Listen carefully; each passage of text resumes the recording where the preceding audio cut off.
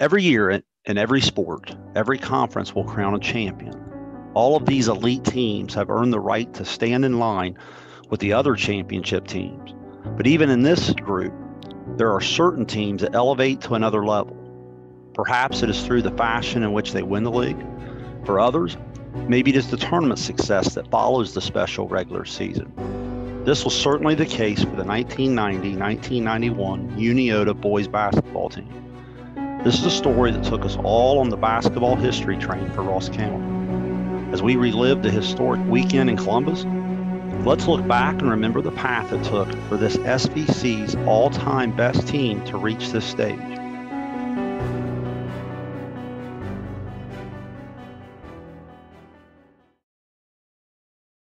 Like any great group, it takes leadership to guide the journey, and in this case, Unioto had just that in head coach Ron Lovely. From the moment he was hired to lead the program, it marked the start of great things to come. As soon as he came in, you could just feel from the high school level that the attitudes changed. Things were more serious, and you could just see the program going in the right direction those first few years. Another fiery, passionate guy. When he got to Unioto at first, you could just see, it was like I remembered him coaching at Piketon. And I just remember the first couple times I saw him on the sideline, I thought, wow, man, kind of like the Bobby Knight of the SVC or whatever. A no-nonsense coach, but not to the point that it became overbearing. If I compare him to Coach Sparks, who we all called Sparky, Sparky was almost one of the guys, like your buddy. And that was not the vibe with the head coach, Coach Lovely. I mean, he was definitely in charge, and, it was basically his way or the highway, but I never felt that he was overbearing with that. But you knew he was in charge. He definitely was defensive minded. I remember that. And he trusted you. If he let you do your thing. But if you didn't defend, you weren't playing. It's that pretty simple. As all great leaders realized from the start, Coach Lovely knew the importance of creating a great staff. He did this with a group of people at the Little League, the junior high, and the high school staff. Two major pieces of this coaching puzzle included his two varsity assistants during this special run, in Joe Griesheimer and Ron Neff. Yeah, well, I think the toughness was kind of a lot of that was drilled into us from the coaching staff, and in particular, Coach Lovely and Coach Griesheimer, more so than Coach Neff and Coach Sparks. Yeah, it was a little bit like we always joked around. It was sort of good cop, bad cop a little bit with Griesheimer and Neff. Grease didn't mind letting you have it a little bit. He wasn't slow to tell you when he thought you were being soft or whatever word he wanted to use to describe you. But Matt got a little blood on him, and I said, "Where are you going?" He said, "Well, look, I said, "Get your butt back in there. You're not going to die. You're not going to bleed to death." He didn't like me very much. He was tough as nails, and he wasn't afraid of anything. And he challenged you. If he felt that you weren't giving it 100%, he would figure out a way to get 100% out of you every time. So every practice, every game. So yeah, I've got a lot of good memories about him. Love Greasy. He probably my favorite coach I've ever had. I remember he used to try and steal me from the guards all the time from Coach Lovely, make me a big man. In all seriousness, right? He had a way to obviously take the moment, connect it, and get you so fired up and ready to go that he knew what to say, he knew how to say it, he knew when to say it. And during that state tournament run, during my entire career there, it didn't matter if you were getting ready to play the regional finals or if you were getting ready to play just a non-conference game in December. He would find a way to get you fired up, which is a gift, though. And talking about just a little bit of history, folks, come out tonight. You think we kicked butt in Iraq? You watch the Shermans this evening. Greasy being hard-nosed in your face, let's go. You had on the other side of that, you had Neff who, would take the players aside and, see that they're probably struggling with confidence or whatever was going on in a practice or in a game, and really, really have that good heart-to-heart to pick you up and get your confidence back up. We really appreciate all your support. We'll see you up there tonight, and again tomorrow. We're going to bring home the state championship. Go Tanks! And then Coach Neff, you could sort of go over to him and get a little bit of encouragement. He was a little bit, but see, Coach Neff was my 8th grade coach, and I can tell you, he grabbed me by the jersey a couple times. So he had a little bit of a mean streak in him too. But on that particular team, I think Coach Neff understood his role. The best thing about Coach Neff that I can always remember is that he was always so positive. You know what I mean? And when you're a young kid, having a coach chew your butt, that puts you down. But Coach Neff always picked you up, gave you a hug, patted you on the butt, told you to get out there. You just wanted to play hard for him. He was a calming influence, and he was very intelligent about the game. He actually coached Matt's group in the 8th grade when we won the SVC championship, which again sets a tone of being winners. It was always a pleasure to have him around. Again, Coach Grease and I would fight all the time about different things and go on, and he was the in-between guy, kept his calm demeanor, and really had some good insight on some things. That staff was a really, really good combination, and they did a great job of feeding off each other. If one of them was really irate with someone, then the other one would kind of pick you up. So it was a really good combination between those 3 guys as far as the coaching staff is concerned. You had Grease, a little bit of a revolutionary guy, and you had Lovely. Those two complemented each other really, really well. And then you kind of had Ronnie, who was kind of the shucks. Ronnie always knew what to say to somebody, anybody. If they were down, he knew how to get them back up. And he kind of had this nonchalant way to motivate you without doing the hoorah, going crazy kind of deal like that. But you talk about a guy who loved Unioto basketball. It was Ron Neff. Mike, I tell you what, this is a dream come true. I was born and raised in Unioto. I've been there all my life. I can't talk to you. It's just a great feeling. The kids have worked so hard for so long, and they deserve it all. The coaching staff was pretty unique in and of itself. I mean, obviously you had Lovely and you had Griesheimer. You had Ron Neff, God rest his soul. And then, Mike White. And each of those guys likewise played a unique role in managing that effort. Coach Lovely was hired to lead the program in the 87-88 season. After 2 straight losing seasons, the 89-90 season was viewed as a chance to put the program on a positive path forward. With the motto, over the hump, the program did just that, going 13-9 and capturing a sectional title. Even after a close, heartbreaking loss to Wheelersburg in the Convo and district play, it certainly set the table for great things to come. Like our sophomore year, when Matt's sophomore year and Jeff's junior year, and the guys, DB and Sturge and Hutch and all those guys and Sealy, when they were juniors, when you started to see, I don't want to see a transition, but how you could see it coming basically. But our team, there's something about the seniors, and because we came up, and I know the juniors did as well, we won at every kind of level, and we had that kind of mentality of we're just not going to lose. Our group won at every level.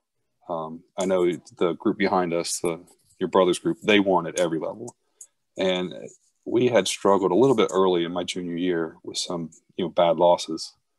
And I remember we were having a meeting about it, and somebody's like, well, that's just how Unioto is. It was like, no, that's not how I am. I have never lose. I'm not losing. We're going to win. I don't care what happens. There's no losing mentality in this locker room. If you have it, get out. If you don't want to be here, right? If you don't want to win, if you don't want to put in the time, you don't want to put in the effort, what are you doing here? Don't waste my time. We don't need you. So that's kind of the background of that year. That's what I got out of that year. Well, I think that 1990 season sort of set the table for the next year in the sense of it was our first season of kind of just getting over the hump a little bit in terms of having a winning record, of experiencing some success. We made it to the Convo, got to play in the district tournament, came a shot away from a shot short really of knocking off Wheelersburg in that 1990 season. So I think it gave us a lot of confidence the next year, especially in terms of wanting to take another step in the tournament. Yeah, that was big for us to get that sectional win, get down to the Combo. Obviously, all of us in Southeast Ohio, that's a big thing for boys basketball. Get down to the Combo, getting that tournament, that atmosphere. And we went down there, played a really, really good Wheelersburg game, Wheelersburg team, tight game the whole night long. We were probably, obviously the underdog in that game. And again, like you mentioned, came down to a shot where I took a shot at the end of the game that would have won the game. Didn't go in, but it was just one of those things that, like you said, I was kind of one of those players. I wasn't scared to take that shot. Well, again, I think it sent a message to the whole team that, hey, maybe we can get this done. And I still remember telling Jeff Miller after the game, and I'll change exactly what I said, but in a sense, I said, at least you had guts enough to take the shot, which I think says a lot about that team. We always wanted them to be aggressive, play not to lose, and sometimes criticized for being undisciplined because they were so aggressive, but that's what we wanted to do. I've often said as a coach, I've lost some games, probably taking shots maybe, or letting the kids take shots that they shouldn't have taken, but I've won a lot more big games with them not being afraid to take the shot. Along with Lovely was another intense personality, assistant coach Joe Griesheimer. Grease, as he was known throughout the program, was the one that started asking the question from the onset, and that was, why not us? A question referring to the fact that someone from this part of the state had to be a representative in the state tournament, and he wanted the players to realize that it could be Unioto. Why not us? Somebody's got to do it. Somebody's got to be there. Somebody's, has to make a run through the tournament. Why shouldn't it be us? Well, like you said, he used to use that phrase constantly. I can't count the number of times I heard it, but I loved Greasy. I loved his enthusiasm. He always got us fired up and ready to play.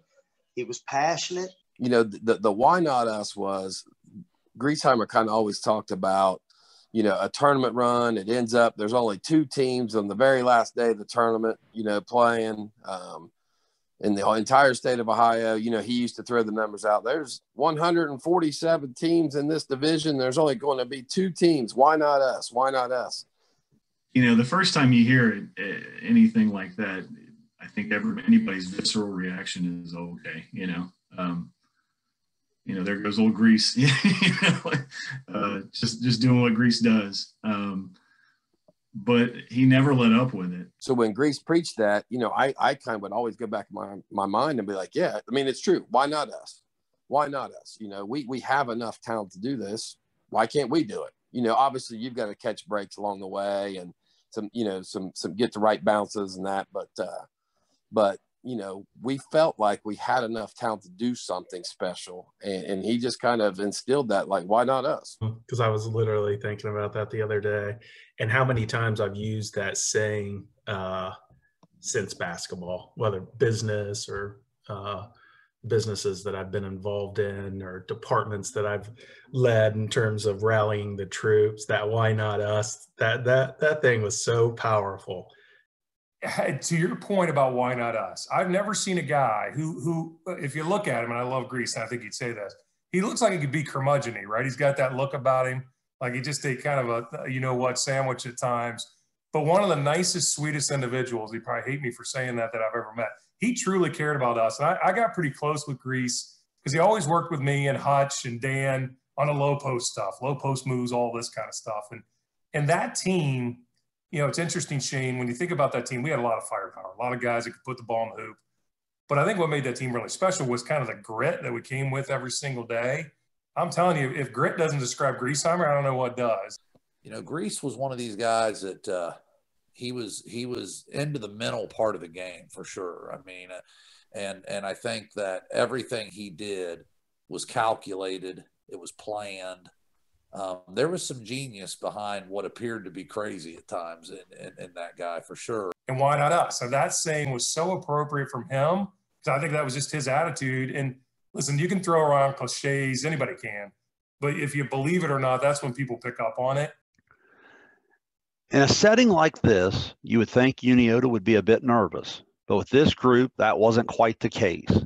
First, there was Jeff Miller and his 6 threes, a performance that didn't shock him at all.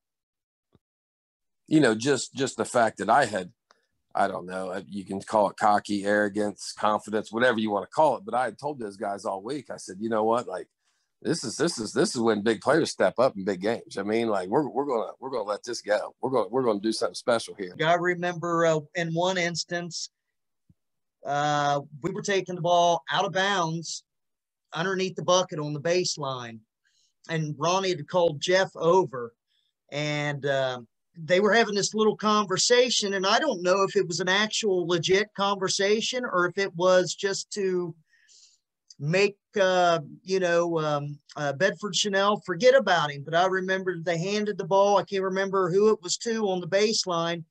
And it's like they just cut off their conversation. It was perfect timing. He snuck down the side and caught the ball around the corner, and then one motion caught it and released it and nailed it from the corner, and that was a big 3. And that game we rolled. We won that game by 22. You know what's odd about that, as I was talking to the players being mentally tough, even in the sectional finals, we only won by 3 points. I think every game was close, and when you first go to the state tournament, people would tell you, it's different.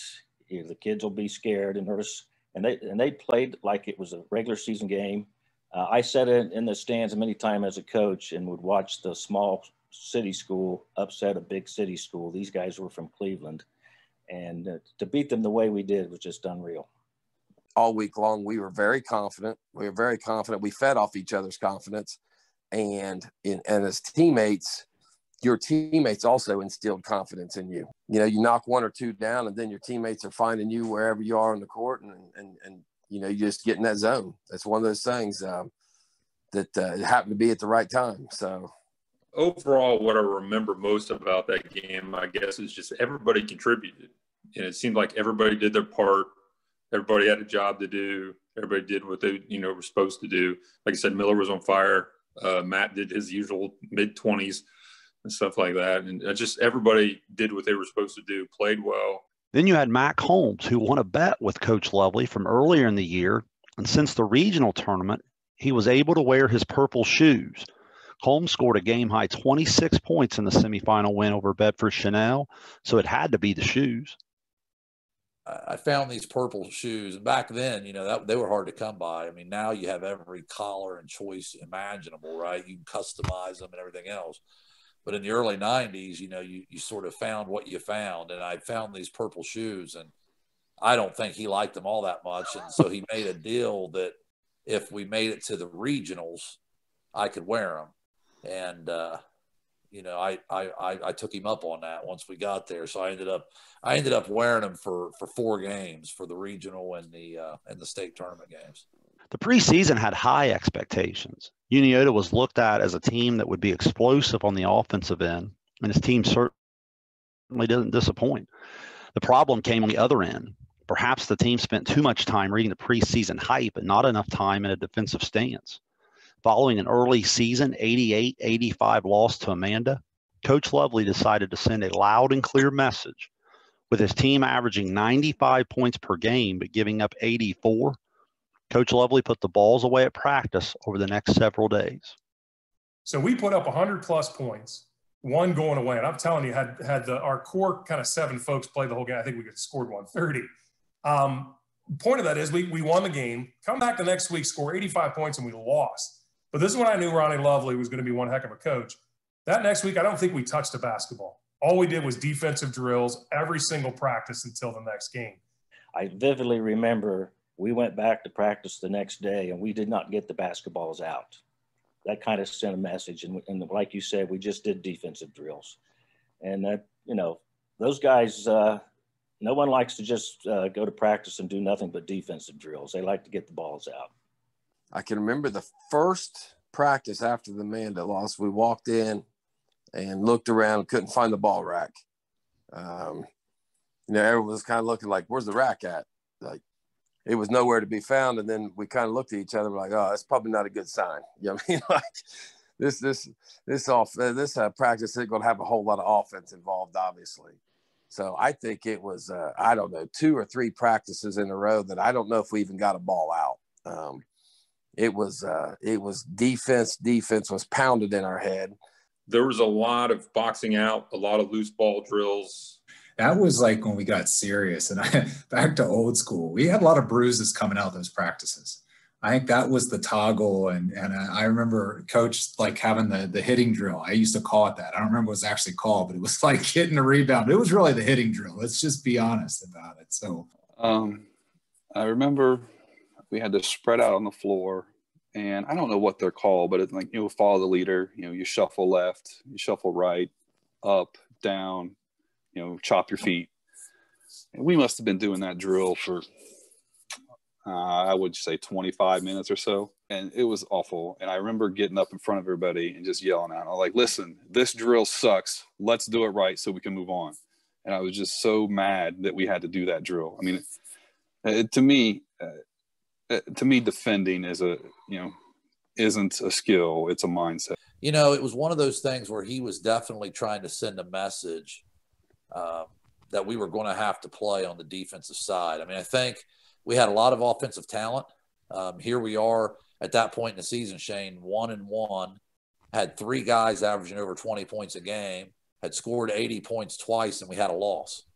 You know, I mean, all those things I just mentioned should have resulted in 2-0, right? And we're 1-1, and he wasn't having it at that point. As a result, the team responded on the defensive end with back-to-back defensive efforts of 53 points against Adena and Westfall. They followed that up with a key win in an early SVC showdown game on the road over Paint Valley. Unioto escaped with a 76-72 victory. They now stood at 4-1 overall and 3-0 in the SVC. Unfortunately, this team continued to push the limits on and off the floor, and the lack of maturity was carrying over onto the practice floor and on game night. There was a lot of fun with that group. You know, I look back, and I'll just leave it at that, because there was a lot of fun that we had as a group and as a team, and it really brought us together. We had a streak to us for sure that was a little bit different. I mean, you know, it was a team that competed so hard and a team that took it so seriously. But man, when we got outside of the lines, you know, when we were inside the lines at practice or a game, it was on. You know, we were competing, but we like to have a lot of fun. And, you know, we were sort of jokesters. Sturgill TP'd my car. You know, at one evening, Ron and I stayed in talking about something, and they got dressed and went out. He TP'd my car. So I found out who did it. I found out it was him. So in the middle of practice, I disappeared, and I went out and TP'd his car. And I think, you know, what you're talking about is that we went through a stretch early in the season where we would pull our cars in the parking lot and we would park in a circle around Coach Lovely so that he couldn't get out till we got out, type thing, right? And Coach always had this way of, like, he would put up with that stuff as long as you were winning. It was one of those things that, you know, when someone would pull in, whoever was there early, they'd park their car, and then all of a sudden the next 7 or 8 cars would come park, and they just parked around the car and surrounded it so you couldn't get out. We'd be in a square, sometimes a circle. I think one time we spelled out UHS.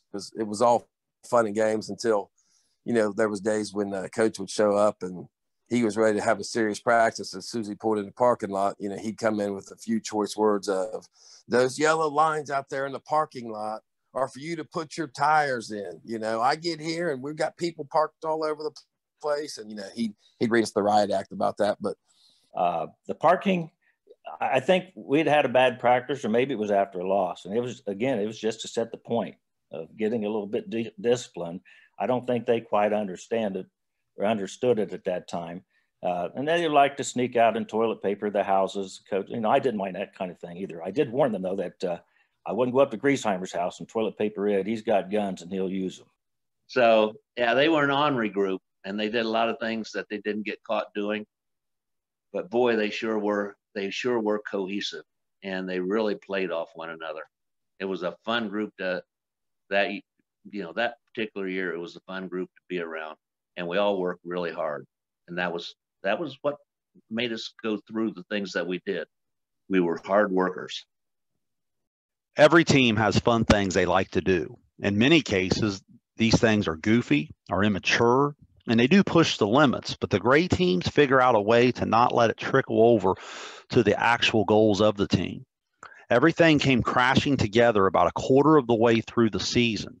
This led to an unexpected loss at Piketon as the Red Streak shocked the Shermans 66-57. The loss put the team at 4-2 on the season, with both losses to two teams that would go on to finish under 500.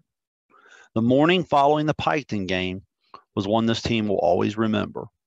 After that Piketon loss, and we come back the next morning, we were playing a really good courthouse team on that Saturday night. So the day after we had gotten beat at Piketon, Coach Lovely just basically went off on us the next day. I remember the game at Courthouse. I remember the shoot around only in the sense that was as angry as I've ever seen Coach Lovely. And I may have created this in my own mind, but I swear he punted a basketball. If anyone else said that, please check with folks. I swear he was at one end of the gym and kicked it all the way down to the other end of the gym. And either I just wanted him to do that because he was so angry, and I love Coach Lovely, shorter guy, so his legs weren't that long. So when he kicked that ball, I have this vision of this little guy kicking a ball literally all the way down the court. I could be completely off base, and maybe that's a fabric of my imagination. But I can recall Coach Lovely blowing up a time or two and, punting the basketball like a football. The one thing I particularly remember again about key losses, we went to Piketon and got beat, upset at Piketon. And I didn't say anything, and I won't mention names, but the guys know who the player was, had a scarf on his head sitting in the stands. I said, okay, I didn't like it. Let's go. Well, they beat us. So he came to practice the next day with that scarf still on his head, and we kind of had it out. I said, either take the scarf off or leave. And I think he thought about it, but he stayed. And it kind of set the tone of, I felt they were more concerned about what they looked like instead of how they played. I remember specifically Dan Cox wearing a do-rag on his head and kind of getting into it with Lovely a little bit about that. And we had to run. You go to the shoot around Saturday morning, you're there to shoot around, talk about the night before. But it was pretty intense. Coach was upset. We ended up running, and I think half our players were in flip-flops or like boat shoes or something. We didn't even have, our basketball shoes and socks on. So, he pretty much put us in our place. This is the way it's going to be, We go over to play a really good courthouse team on the road that night. And you got to think, we're 3-2. We just had a league loss. Our morale is down. We've just been, verbally undressed that morning. And then we go over there and knock those guys off at Courthouse. And it was the first of what ended up being 9 straight wins and really set our season, I think, Shane, on a different path. I mean, I look back on that year, and a lot of people are going to remember certain tournament wins, and rightfully so, and all that, or the wins against the Paint Valley that helped us win the league and all that. But I look back at that Courthouse game as an absolutely crucial game in that whole season. To come away with that victory was huge. Definitely the turning point of the season. And it was kind of one of those things where after that, it was his way or there was no way. And it just seemed like that was the moment it clicked, especially being Courthouse. It was just like a kind of a toggle moment for us. So, and it was different. It was different after that too, in a good way, like a real focused way. That night, we were on a different level that night, and that was the game from that point on. Our focus, it was laser-like focus every single night. The team started to roll. as the Washington Courthouse win jump-started a 9-game winning streak that included a stretch that never had Unioto giving up more than 70 points. In fact, the team only would give up more than 70 one more time the rest of the season. During this stretch, the Tanks had huge SVC wins at Huntington, at Zane Trace, and the rematch at home against Paint Valley. Zane Trace was a heck of a lot of fun, and I'm sure they're still upset this year, to this day, of us standing on the seats and cheering for the team. That was a heck of a lot of fun, and that was kind of a statement game because that was a hard place to play. It was really going into that little gym and those little seats, and it just little like short court. It felt like that was a lot of fun. Huntington was a hard game too, but that Zane Trace game for me, just looking back on, was beginning to end just a great game. So I always had an affinity for that place. So anytime we got to play at the Pit was usually my favorite game of the year, simply because you could take the Pit and put it into the movie Hoosiers and it would absolutely fit, right? It basically, that's what it was. It was a bandbox at best. Keeney, I have a hard time explaining to people what that was like, to be honest with you. I think, now, obviously now you go into gymnasiums, a lot of schools have increased their capacity with newer facilities. I don't even know what the Pit held. I would say that thing probably held 700 people would be my guess. I can remember lines being formed to get into those games at 3 o'clock in the afternoon. I can remember when the varsity bus got there that you would just have to go directly into the locker room because there wasn't a seat available to watch, the end of the freshman or the JV game. We just had to go in the locker room and sit. If you like playing in a ruckus environment, there was no better place to play than the Pit. You mentioned the Paint Valley team, and they had McFadden, they had Shoemaker. Gosh, a couple of names now escapes me. It's been years since I thought about that. Dyken. Thank you. Yes, exactly. Roman, who was, I think, Defensive Player of the Year. Tremendous team, and always played us tough. Remember, they were the team coming up as seniors. We always played them. They beat us 7th grade. We beat them 8th grade. We had a huge rivalry with them. I would argue our biggest rivalry was probably Paint Valley. So, yeah, but we battled Paint Valley. Gosh, we battled Paint Valley from 7th through 12th grade. I mean, that was a tough squad. That was a good squad. Definitely the most fun game of the season for me during the regular season. It was just kind of, if we knew deep down right then that Paint Valley was our challenger. And, we had a tough game with them at their place. And, and we kind of heard some talk. They came in during the warm-ups. They had the unfinished business thing on the bottom of their shoes and everything. And our crowd was massive. I mean, you talk about just an unbelievable crowd. And it was just such a fun game from the get-go. It was really loud, really involved. It was just a lot of fun. And I remember in particular, I don't know, I think I was on top of Hutch celebrating after the game. We were dancing around, having a good old time in the middle of the court. That was the game where I believed that, we were really good and we could really go far anyway, and make a pretty good tournament run. So the league at that time just overall was extremely good. I mean, there were a lot of good basketball teams back there in the early 90s. But yeah, I mean, just some really, really good battles between us and Paint Valley. All those games were tough. We knew when we played Zane Trace and Paint Valley, and even Southeastern, they were going to be tough games, and everybody, I think we all got a little bit nervous because we knew that those teams were going to come out gunning for us. It was quickly becoming obvious that this team had the tools to be really special. I'm not saying they became the most disciplined bunch, but they certainly were talented and they certainly knew they were good. There was a lot of people that obviously didn't like us on the floor because, one, we were successful, and two, we were, I guess, confident. I think there's a difference there. We were cocky, but you got to remember the era too. Like they use the term getting in people's head. We had teams halfway beat by the time they came into the locker room to start the game. I think when you're young, a lot of people mistake cockiness for confidence, and we were.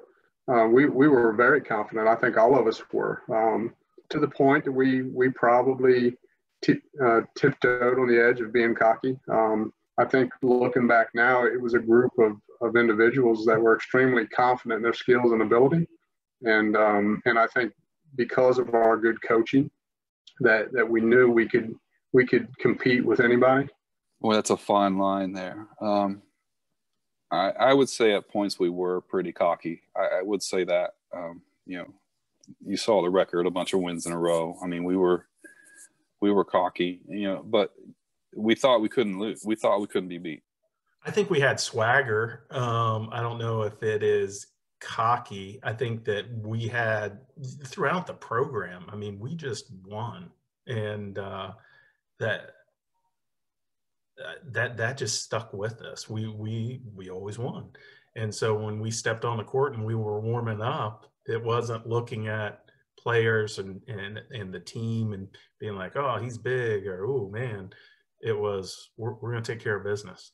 Well, look, people can say it's cocky or whatever. The reason I always sort of resented that was that implies, to me, cocky implies that you just roll the ball out there and play and think that you're unbeatable and all this. And that was far from the truth. I mean, this team that I was on in 1991 worked their butt off. And we practiced every day like we were being chased by somebody, which we were. We practiced hard. We had it was very common for us to have some fights at practice. I mean, I remember in another practice that running up the floor, I somehow got around Miller, and he tripped me from behind, and I'd lose the ball, jump up, and just go right at him, and we pushing and shoving back and forth a little bit, and and that was it. And the ball gets reset. I don't know if the coaches didn't say anything to us at all.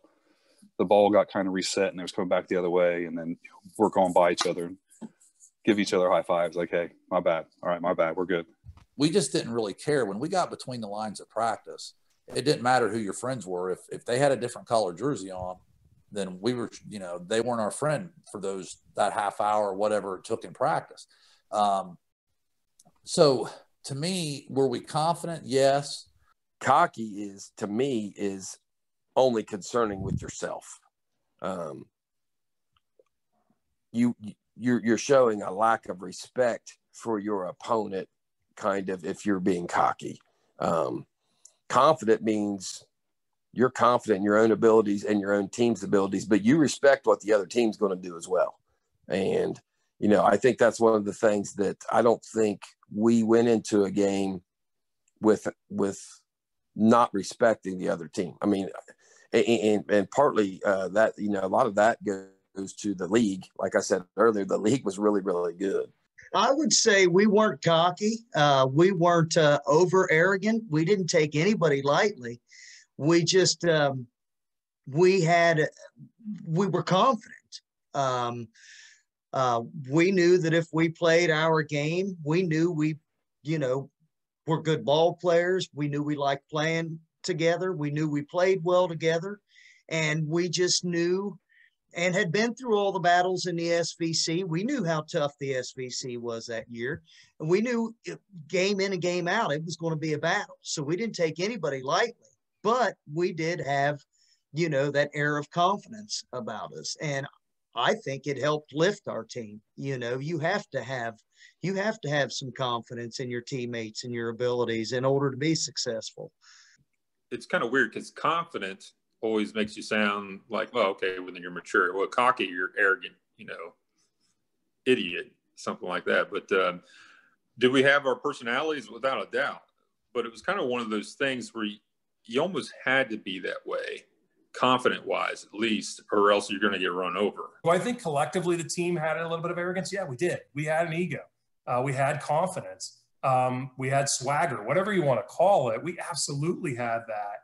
I don't think we were ever cocky. I think we just had swagger. I think we were absolutely confident what we could do.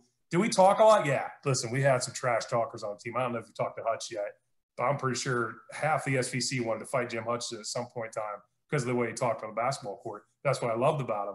You know, we absolutely would bring a little bit of that edge to it, but I don't know that it ever crossed the line, depending on who you ask. Did our confidence boil over occasionally, and yeah, I could see where it come across maybe as cocky or whatever. I mean, we practiced like a championship team. Our practices were championship level practices, and our approach was championship level. We watched film together. I mean, that's something back then you didn't get a lot of, and we did that on our own as players. That group of guys called our own team meetings. You know, we had our own private team meetings called by our captains without our coaches. So as immature as we could be off the court, and believe me, we were at times, we had a high level of competitive maturity on the court, because we knew exactly what we were trying to do and how we wanted to do it.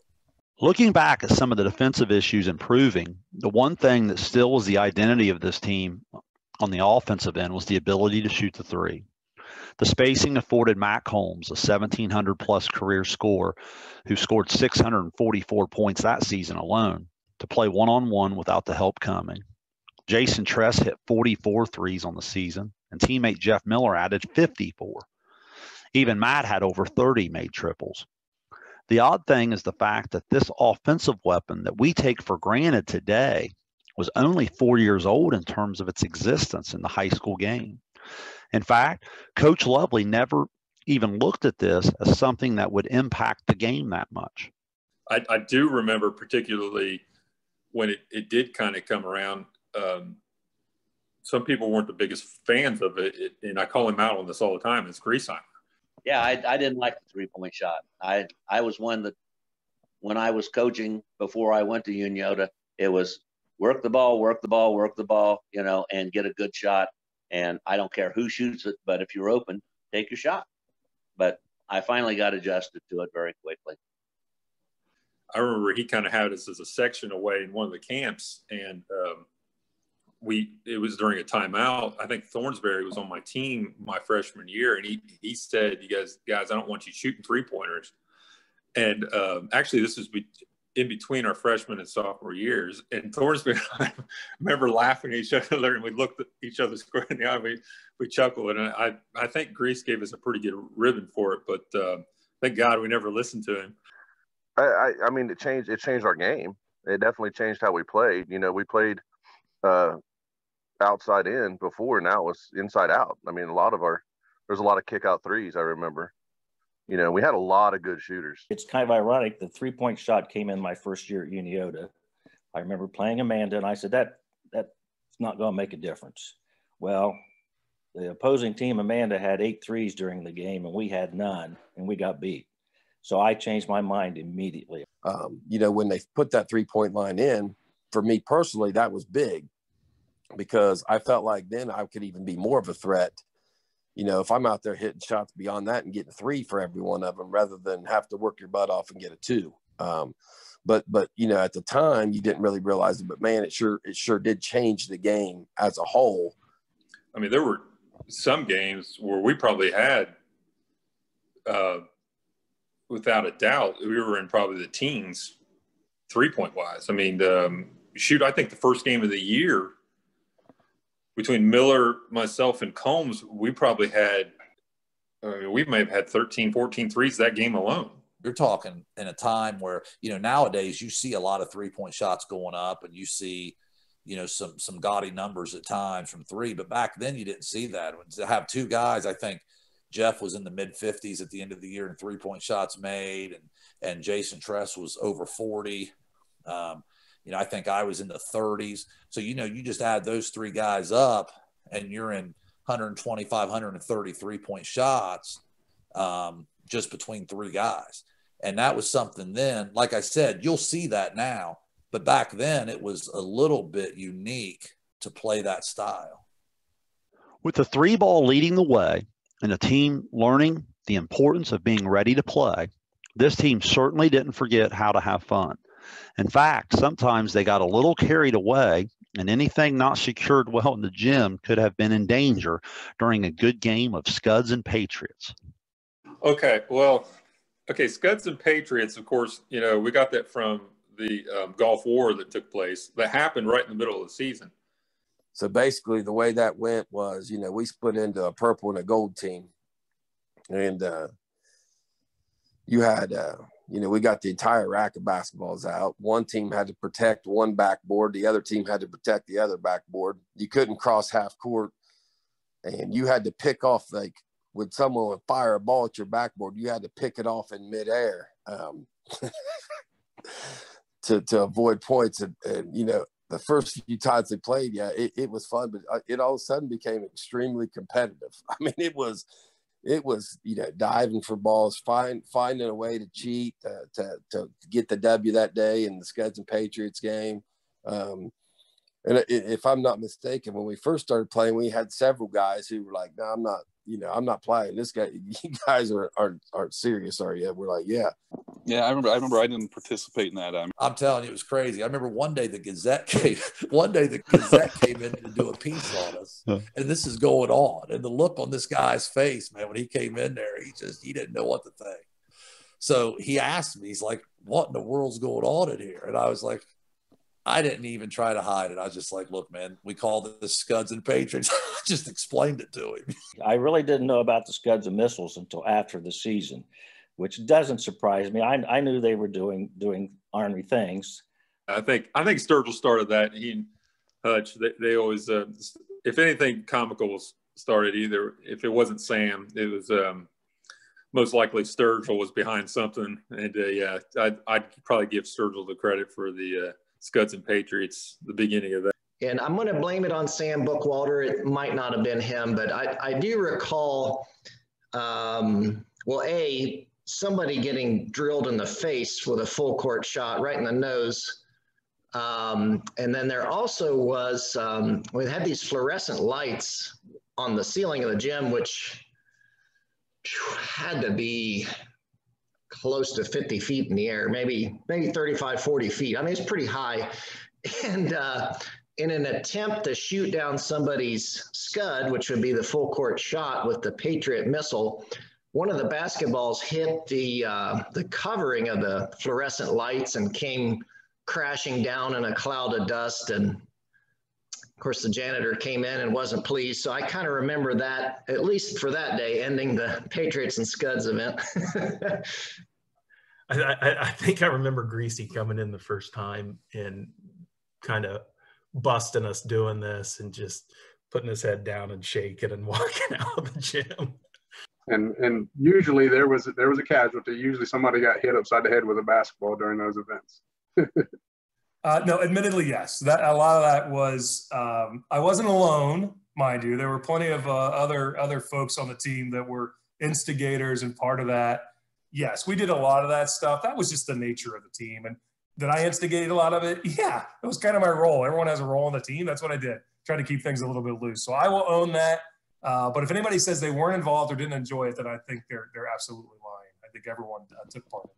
With Unioto riding a 9-game winning streak, adversity would hit again, probably at the right time. The loss to Hillsborough after a long winning streak and after being ranked in the state and it being to yet another team with a losing record really focused Unioto for the league finish in the postseason. Yeah, I think that game was a wake-up call. You look at each of those losses before the state championship game, and each of them served a purpose. As I look back on that season,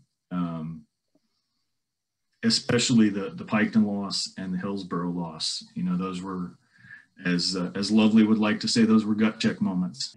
I vividly remember that game, and I think I've said earlier in the broadcast here that there were 3 timely losses, and this is the third one.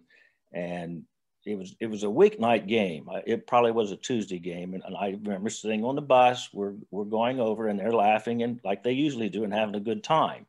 You could tell they weren't focused and didn't say much about it. And we went into Hillsborough and saw some tough players. They weren't very good, but they were aggressive and tough, and they put it to us. And again, you hate to lose, but it was a timely loss right before the tournament started that anybody can beat you. And that's the other game jumps out at me as a Hillsborough game. So I think we lost by a point. But that was the game that really, in hindsight, Shane, you hate to lose. That did the most for us, I think, of any game of the year, because then that set us up because we were feeling ourselves a little bit. You get top 10, you're feeling great. You get a 7-game win streak, whatever you said. That game, I think, kind of level set us a little bit. I don't remember too many reasons or details for that game, but it kind of brought us back into, hey, we can't just walk on the floor, just because we beat a good team the night before. We can't just walk in, and I think that might have clued us in later of, we can't just walk up here and play. We need to, do everything, do all the little things. Honestly, I think when we lost to Hillsborough, I'm not mistaken, we lost to Hillsborough that year. That's when the toughness kicked in. That's when, the seniors kind of stepped up and was like, okay, enough of this. We lost 3 games going into the tournament, and every game we lost, we made a learning situation out of it. The loss did appear to right the ship at the end of the regular season. The team would win the remaining 4 regular season games to finish 17-3 overall and 13-1 in the SVC, a record good enough for the outright league championship. The league clincher was a key road win at Southeastern. This was the first SVC title for Unioto in nearly 2 decades, and only the 3rd ever in school history. Winning the league title was really big.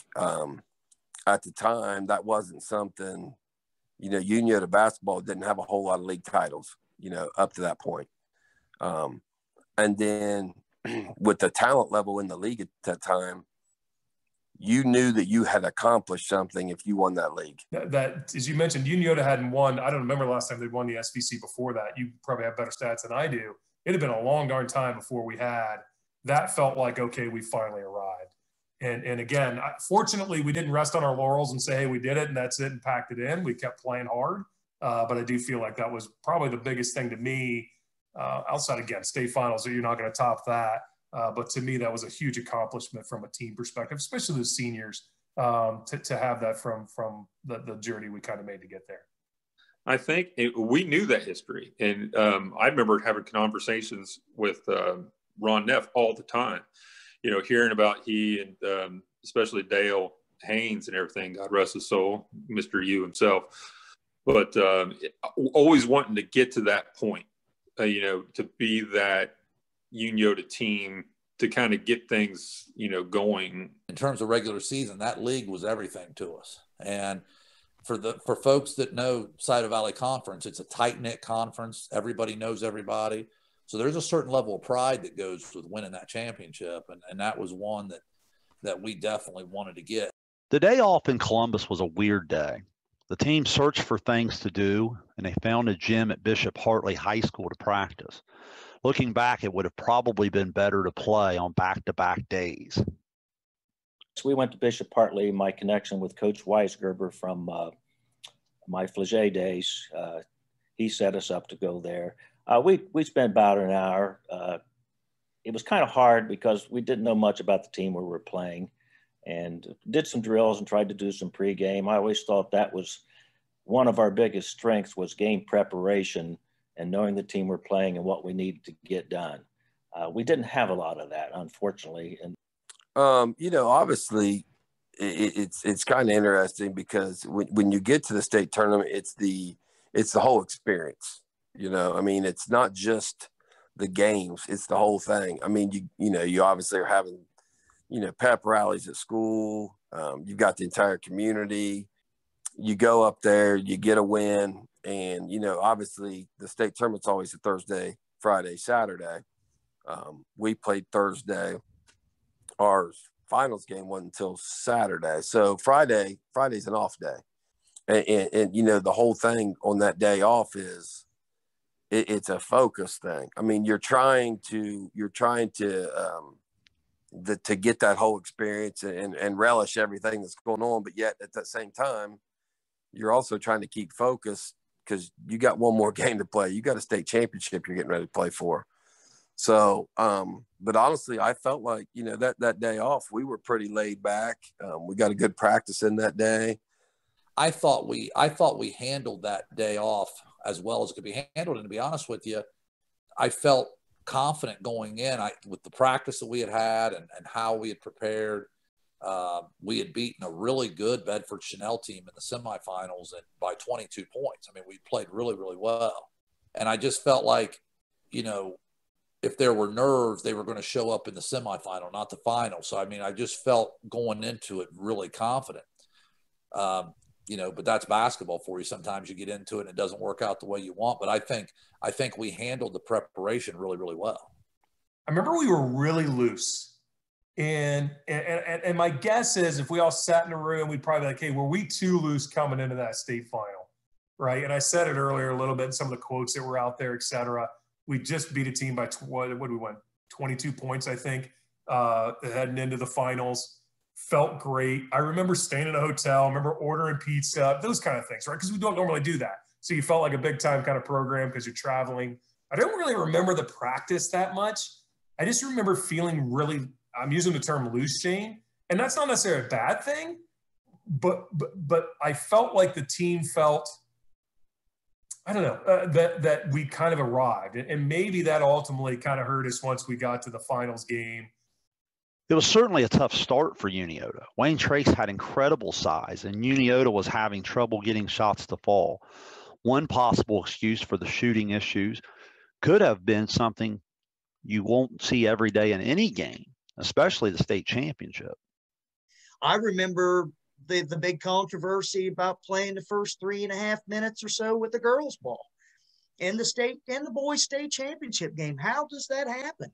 How is there a girls' ball how does it even get near that court? You talk about bizarre, and I don't remember exactly when we figured it out, but it was sometime in that first half. And I can remember, if I remember correctly, Jeff Miller was the one that discovered it. He picked up the basketball as it rolled over by the scores table, like, you know, on a dead ball or whatever, and looked at it and realized it was a girls' ball. I'm here to tell you that might be the strangest thing that's probably ever happened in the state tournament. Maybe 95% of the population that doesn't, they don't even realize that ever happened. So it is what it is. I don't think that's ever happened previously or after at St. John's. Yeah, it's the only time that I can remember that a boys' final basketball game started with a girls' basketball. I can't remember exactly when it was, but I remember that the ball went out of bounds, and I think I went over to take the ball inbounds on a baseline out of bounds. And I remember seeing Miller grab the ball, and Miller, I don't know if he might be able to palm it today, but he couldn't do it back then. And he's just waving the ball around like this. And the ref threw me the ball. And it was one of those situations at the time I could barely palm a men's ball. And when he threw me the ball, I grabbed it with like one hand, and I was able to like palm it. And I thought that maybe it was a Tom Brady and that wasn't inflated as well or something. I didn't know what was going on. You know what I mean? I kind of like, something's wrong with this ball, and I kind of like flipped it back to him. And he looked at it, and all of a sudden there was like all the referees convened. You know what I mean? And here's this big conversation going on. We didn't even know what they were talking about. And then the next thing you know, here they are at the scores table, and they're bringing both coaches in and explaining to them that, hey, we got to exchange balls here because we've played this first 6 minutes with a women's ball.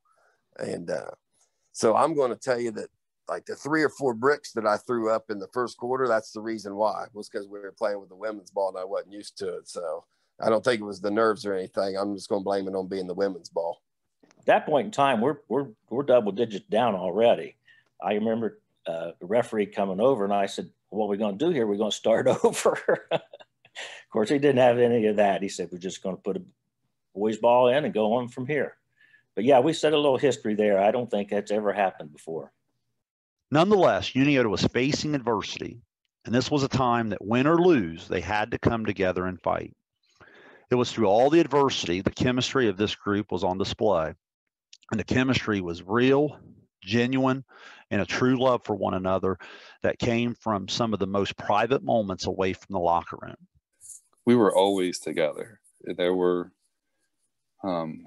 most guys would get together before practice, just kind of hang out.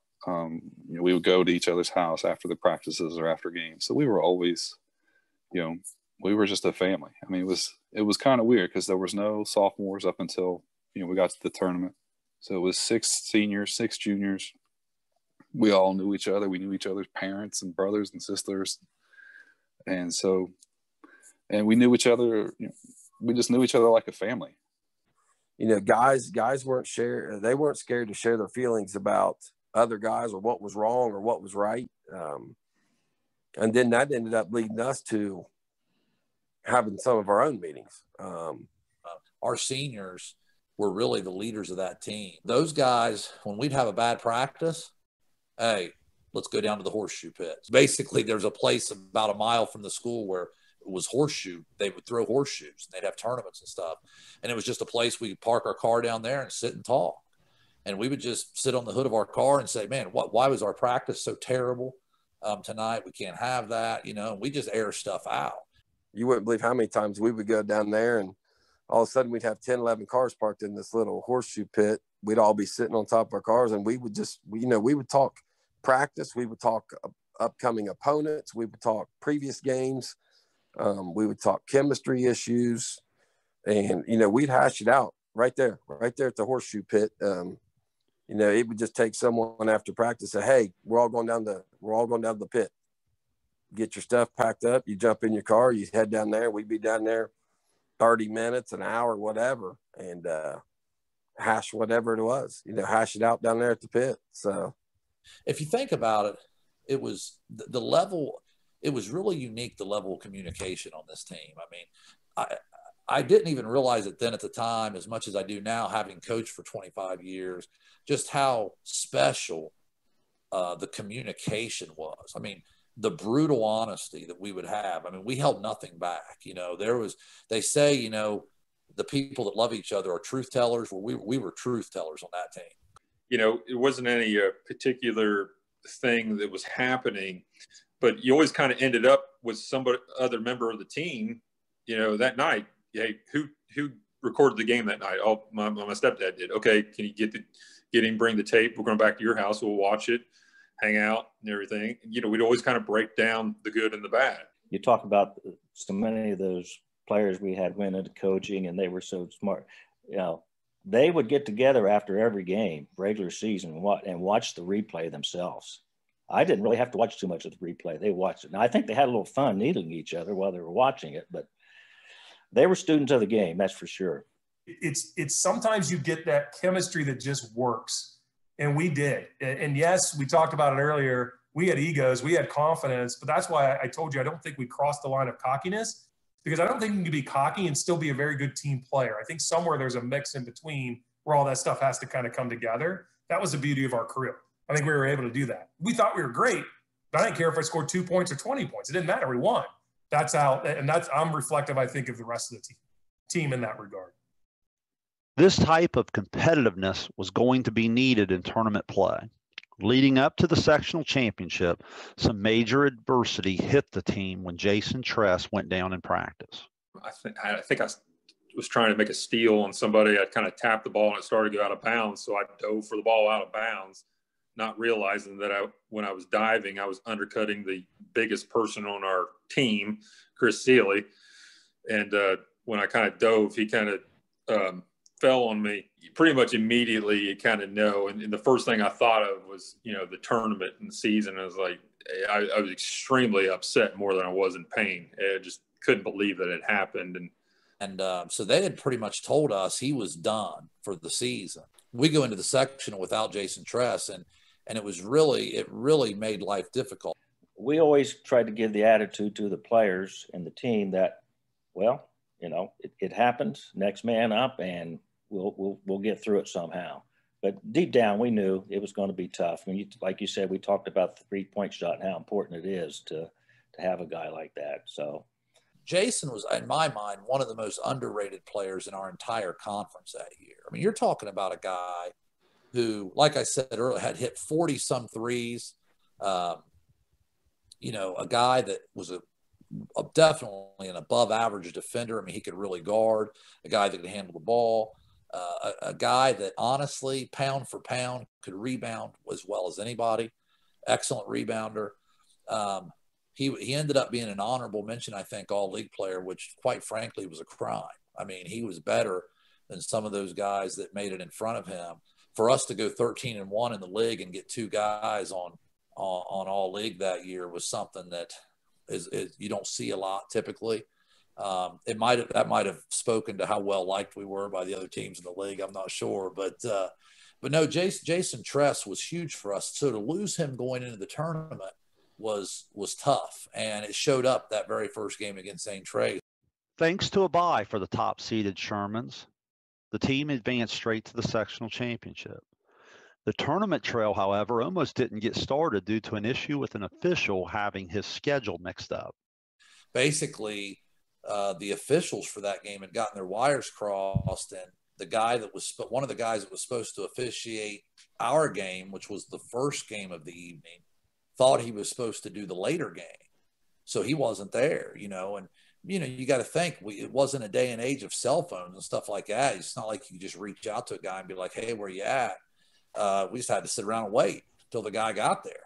And, so it ended up being about an hour delay, if I remember correctly. And I said, I wish we could have had something behind the scenes in that locker room, because it was one of those situations where the personalities of people really showed in situations like that. I can remember Dan and Sturgill were probably two guys who were really always amped up. I mean, they were high energy guys.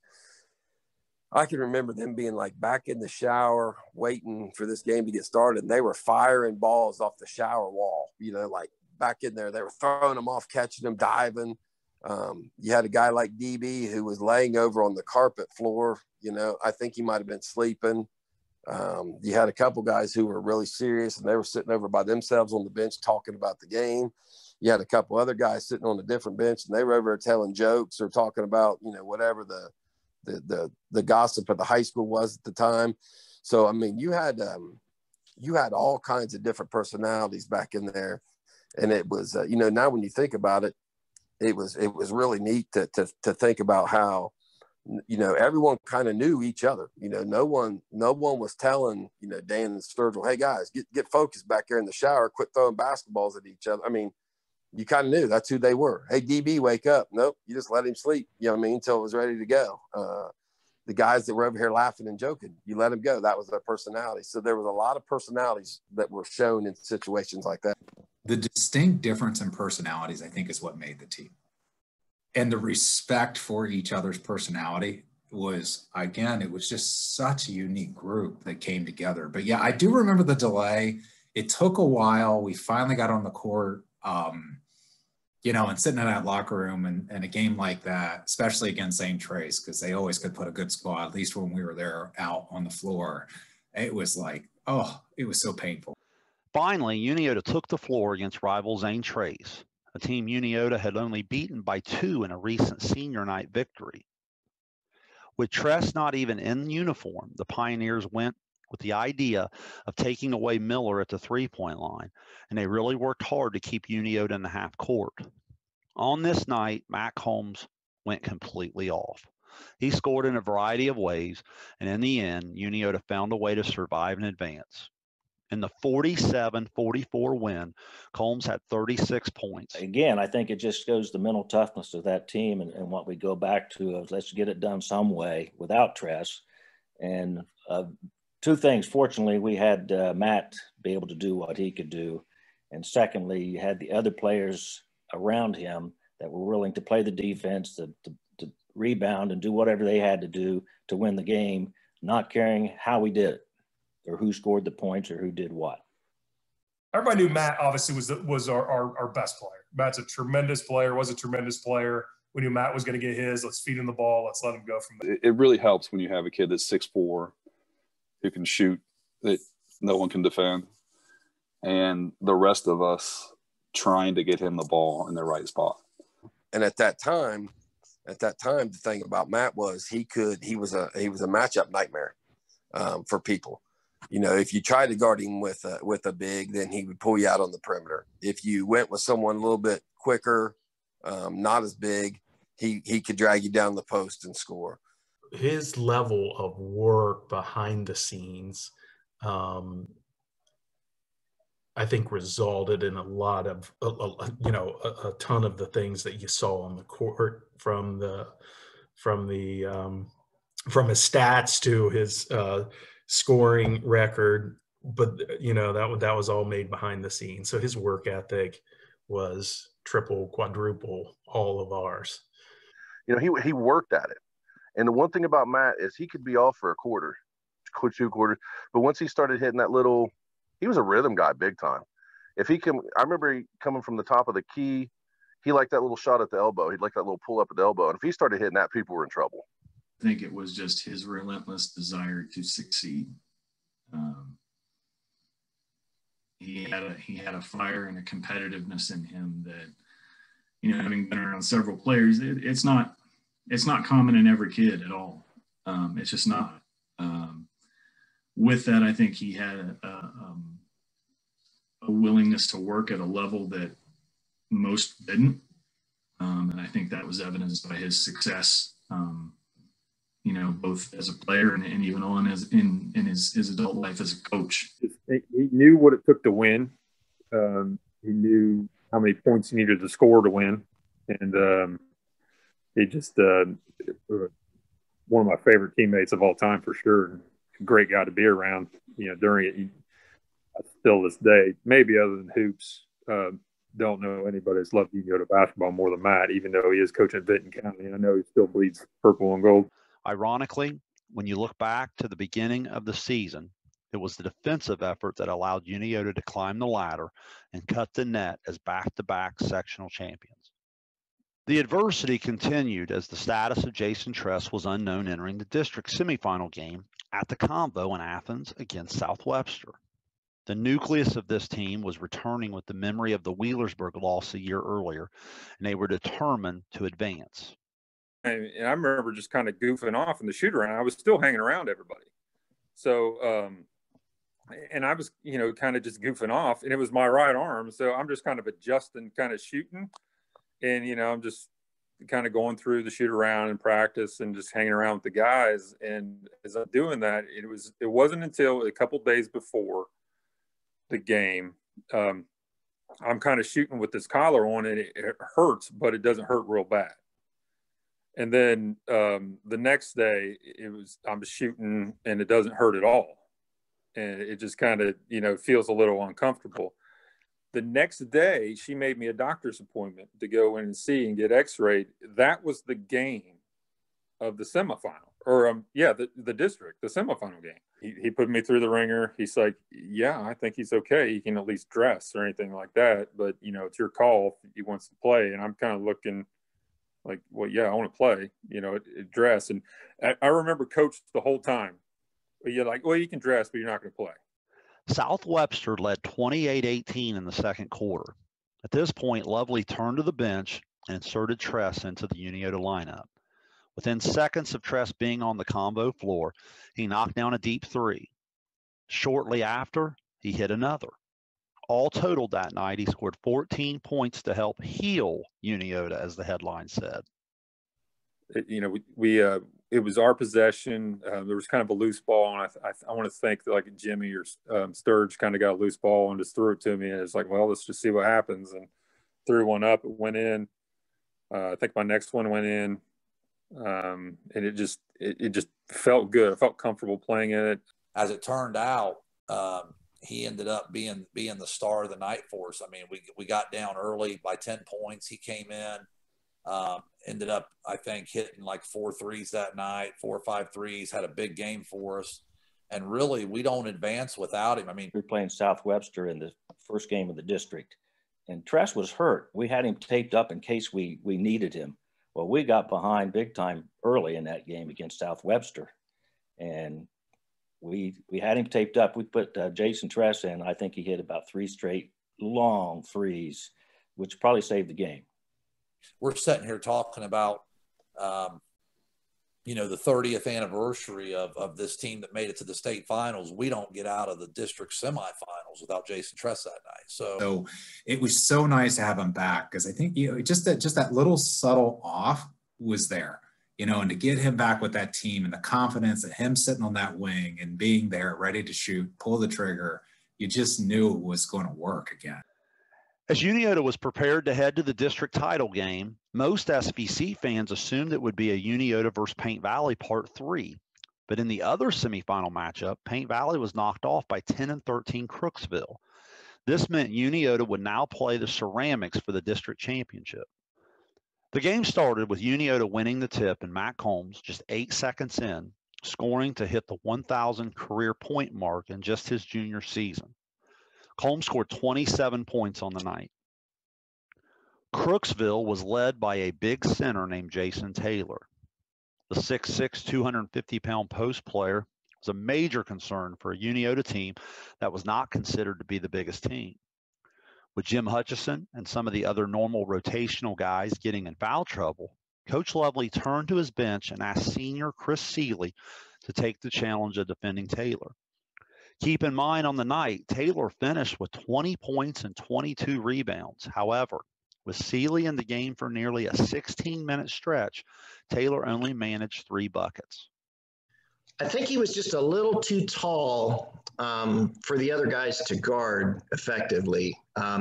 Usually Dan Cox or Jim Hutchison would draw the big man defensive assignments, and he was basically just shooting it over top of him. So I remember Coach Griesheimer coming to me and saying, "Hey, I need you to go in there and shut this guy down. He's killing us." And I said, "Okay." So they put me in, and I gave it my best shot. And I went down and talked to Seeley, and I said, "Christopher, all I want you to do is make sure that 1, 2, 3, and 4 player does not have a good passing lane into this big man." And he did exactly that. I do remember that big guy from Crooksville. He was a monster. They usually put me against the biggest guys, but I think I was a little outmatched there because he was, not only 6'6", but he was, I think he was darn near, 280 pounds, 300 pounds. He was a big guy, and he could just push me around. So someone like Chris was ideal to come in and help guard him. Seeley was he was really our only true post player. 6'5", long, pretty athletic. Well, that was a game that when we brought Seeley in, he was able to kind of neutralize him. I mean, his size really kind of bothered Taylor, and that was a really, really big game. I mean, as far as if we don't have Chris Seeley sitting on the bench, we probably don't win that ball game. And again, it just goes to show you the essence of team basketball. I mean, a senior that didn't play a ton could have easily had a bad attitude. Instead, he's just waiting for his chance, waiting for his number to be called. And then when he got that chance, he took advantage of it. Again, it's that level of character that we had on the team in terms of knowing your role and constantly working at it, whether it was the practices and running first team, second team, and just being prepared, right? Especially,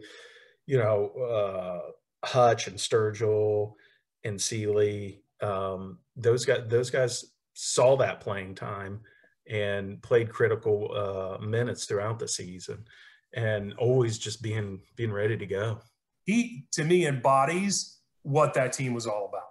It didn't matter. You could go back and look at Seeley's minutes. My guess is he didn't average more than single digits on most games, had a couple games maybe more than that. But to come in literally in a pivotal game, a winner takes all game, you win or you go home, and to play at that level and do what was asked of him, I think was absolutely tremendous. It goes back to what I talked about, the players being so unselfish. We had a lot of Chris Seeley being one and several others that would have played a lot for another team. But we were so talented, and he didn't play a whole lot, but never complained, worked hard in practice. Well, thank goodness we had Chris Seeley that game. Now just 16 teams remained, and the words of Coach Griesheimer started to become a reality. Someone from the Southeast District was going to represent the area at the state tournament, and he wanted to know, why not us? In the regional semi, Shenandoah, with a record of 23-1, was the opponent. The Shenandoah team did lack some size in the post, and Dan Cox took advantage, helping his team start fast in regional play. Cox scored 10 of his team-high 17 points in the first quarter to set the pace. This performance in the Unioto basketball family certainly showed a true development of a player who simply would never quit. Yeah, I got cut in 7th, and I to say I made it in 8th would be a loose term. I think they created a jersey for me so I could be the 13th man. Just being fully transparent, Mr. Ron Neff kind of had a little soft spot or didn't whatever, but he left me on the team, and I set that bench that year. Well, I remember the coach coming to me. I'm down to 2 players. I can't remember who the other player was. Was Dan Cox and another player. I said, well, who you think has the best attitude? Well, Dan Cox by far. Luckily, we kept Dan Cox. Yeah. Unlike, you think about today's world, I hadn't picked up a basketball until 7th grade. So I didn't have a clue how to play. I just never had done it, lived on a farm, and went back home after that. And literally, Dad put a hoop, and I think Trask guys remember, on the side of the barn. So we were playing on dirt and started shooting a basketball, and the rest is history. Kind of just enjoyed playing with everybody. And, Shenandoah was a super team. Came into that game, I think 23-1, maybe, if I remember correctly. But they weren't big. I mean, they were sort of a positionless basketball team before that was a thing. They were all kind of guards. But Dan was really able to get a matchup inside that he liked. And he got hot early for us. I think he ended the game. I think he had 10 points early. I think he ended the game with 17 that night. Just had he was our leading scorer that night, if I remember correctly, with 17 points, and was just a huge reason why we were able to get over the hump, along with Jeff Miller's heroics at the end of that thing. Yeah, I will start it with Greasy. Greasy came over to me and said, "This is the game that was built for you." And I still smile thinking about that. He's, because I was always undersized. I mean, I'm 6 foot, I was a 6'5". Let's just be clear. I was undersized, and that was the first game. I was said, I'm like, oh my God, these guys are my height. Maybe they're an inch or 2 taller, but still they're my height. So yeah, it was a lot of fun. And Matt and everybody, Jeff, guys were just feeding me the ball, and it was just working, and it just, I appreciate the teammates because they let me do what I did, and it was just the right night because they were doubling up on Matt and Jeff and others. So it opened up the floor for me, and it was a lot of fun. Again, it goes back to just showing that team. Dan was one of those guys where if you literally told him he could do anything on the court, okay, cool, I can do it. And I mean, it's a good thing no one ever told him he could shoot 3-pointers, because that might have been, kind of crazy. But his confidence was fantastic. He was just such an unbelievable athlete. It just God-gifted leaper. When you would go against him in practice, it was almost like he was a racehorse in the starting gate. You could feel him shaking, the energy just coming off him. You could almost feel like you could touch him and he would shock you. It was crazy. So he had boundless energy. So that provided a toughness with his hustle. This was an extremely competitive game that came down to the wire. It had been a tough stretch for Jeff Miller in terms of shooting the basketball, and this left Coach Lovely with a tough decision. As if Miller knew exactly what his head coach was thinking, he made sure to let the bench know exactly what he thought about coming out of the game.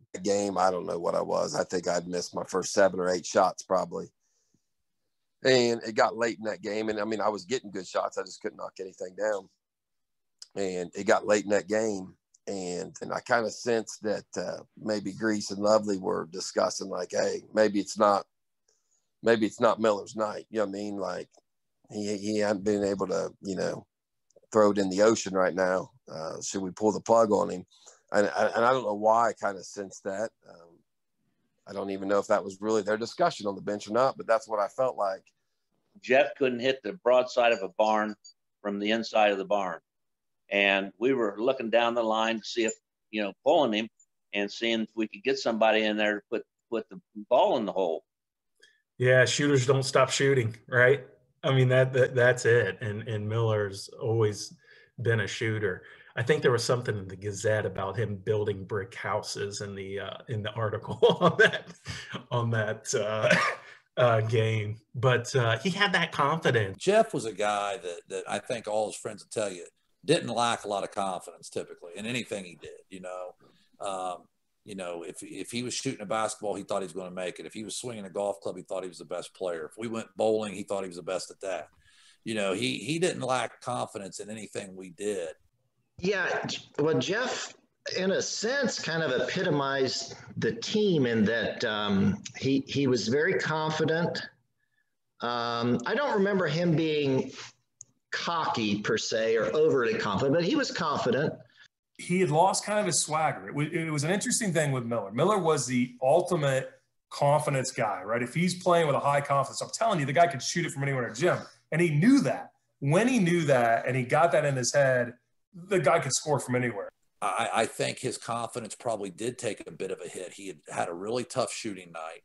And look, we're all human. No matter how confident we are, you're on that stage and you're a senior and shots aren't falling and it's not looking good, right? And here we are down 3 with a minute left or a minute and a half left.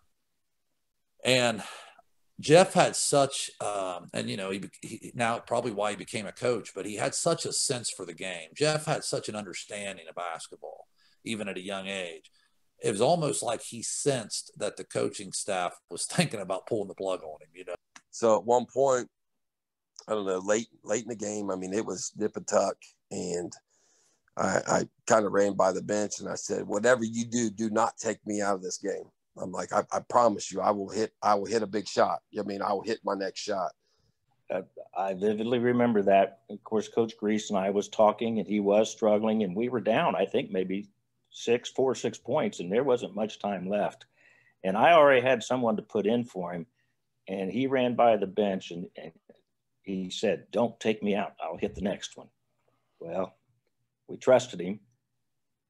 He stayed in the game, and he came down and hit 2 big threes on both next 2 trips. He knocked down back-to-back threes in the last, like I said, minute or so of that game. And we went from down 3 to up 3 just like that.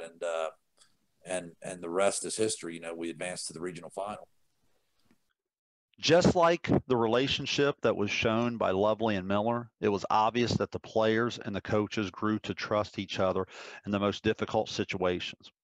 Looking back, it just feels like Lovely was ahead of his time in his ability to motivate, earn trust, and empower his players. As a result, the high level of competitiveness and basketball IQ combined to form a winning formula. Not very many coaches in that situation talk to you in terms of, you know, or ask your opinion as a team on how you want to approach it. And I can remember him asking, what defense do you guys feel comfortable with right here? You know, we had to have a stop. I think we were up 1, had to get a stop in that situation. And, you know, he asked us, he said, what do you feel good about? And you know, after we had told him that we felt like the matchup zone that we typically had played was the way to go, that's what we went with. And we were able to partially deflect a shot at the buzzer and win the game. But I think it says a lot about Coach Lovely in terms of, you know, again, in a day and age that was more of the Bobby Knight style of coach, okay, he was out ahead of the game a little bit in terms of that relationship with his players and being that the type of coach who had his, you know, thumb on the pulse of his team and understood what made him tick. And in that situation, I think he understood if he put it on us, if he put the onus on us, you know, hey, what do you guys want to play? Okay, well, you want to play it, get it done. And I think he knew we'd respond to that. I just remember my first year of coaching saying to myself after losing to a team that was really better than me, or not as good as me. I was talented at Flagey my first 2 or 3 years. Coming out, I said, well, I'm going to do this my way. I can't imitate another coach. I'm just going to do it the way I think I should do it. And that's kind of how I got that philosophy of just, you know, do it the way I did. I remember after the Crooksville game, the coach criticizing particularly me. We were so undisciplined. But I still remember, I think I still got that article. The guy at the Gazette was really good. And he brought it up, and he made the comment that the coach made. And I really appreciate it. He said, the problem is Unioto's still playing and Crooksville's at home. Now just one step from the Final Four, Unioto would face a perennial Southeast District power in Chesapeake. During the early part of this game, Unioto would face some of the most physical play they had faced the entire season. Down 10-0 at one point, This is when they turned to some of their depth, and the toughness of the bench played key minutes to help Unioto settle into the game. That was one of those games that, you know, in the scouting, gosh, we kind of knew that they were a very physical team, kind of a different type of team that we played all year. And, all week we had preached in practices all week that we were going to have to be the more aggressive team. Yeah, I was just getting ready to call timeout when we got down early. I remember that, and I was asking Grease, what do you think? And about that time, something happened inside. There were elbows thrown and almost a fight, I think, with somebody. I think it was Jeff Miller or somebody coming across. And I mean, I think early there was a couple little scuffles in the paint. I was playing the back of the 1-3-1, and I was doing a really good job of elbowing people as they were, cutting through the lane and everything else that game. Hutch was playing in the middle of the 1-3-1, and at one point he turned around and he looked at me and he's like, "Hey, we are just tattooing these guys as they're coming through the lane." I'm like, "Oh yeah, I know." Jim Hutchison was really one of probably our toughest player. He played on the football team, so he would always join the team a little bit later. And he was a tough character and would maybe step outside the rules a little bit here and there, pull some shorts and things to, again, make up for his lack of height. I mean, he's playing center at like 6 feet or 6'1", so he had to get a little creative sometimes to make hay down there. Yeah, that really was my role. I didn't have the shooting ability. I didn't have the speed. I didn't have the jumping ability some of the guys did, but I was tough. I took a lot of pride in that, and I remember at times even the coaches put me in. They were like, "Get in there and settle them down, get some rebounds." And when we were trying to run and gun too much and do a little too much finesse, sometimes the coach would tell me, he would say, "Get in there," and he wouldn't say rough them up, but he would say, "Get in there and settle things down." Hutch and Cox were two of the nastiest, meanest 5 players that I could possibly hope for. And I like that out of him. So Hutch brought a grit to him, and he brought a quiet confidence that really just helped the rest of us too. And we all, I know I did. I respected Hutch because he was so strong and just able to be present in the moment and put himself in the right position. And really, again, undersized in the grand scheme of things, but it didn't matter. We didn't go out there and think we're undersized. We went out there and think, all right, we're going to make a difference here. And, I smile because I think we have 5 fouls to use. So I'd be lying to say Hutch and I might have said that a few times to each other. Look, we got each other. We got 5 fouls. Between the two of us, there's 10. Let's go get somebody. I figured if I couldn't hit, maybe I could stop somebody from scoring. It's just as good as scoring points myself. And I just wanted to stop him out on the point, hopefully get him to turn the ball over. I don't know. It just didn't feel right at first. We were like, boom, we were down 10. We got together. We said, fellas, this just doesn't happen. So we came here to win. We're not going to lose. And after that, we just started putting it together. And once we got our game plan going, it just felt better and better as the game went on. Unioto responded with a 26-3 run to take a 26-13 lead.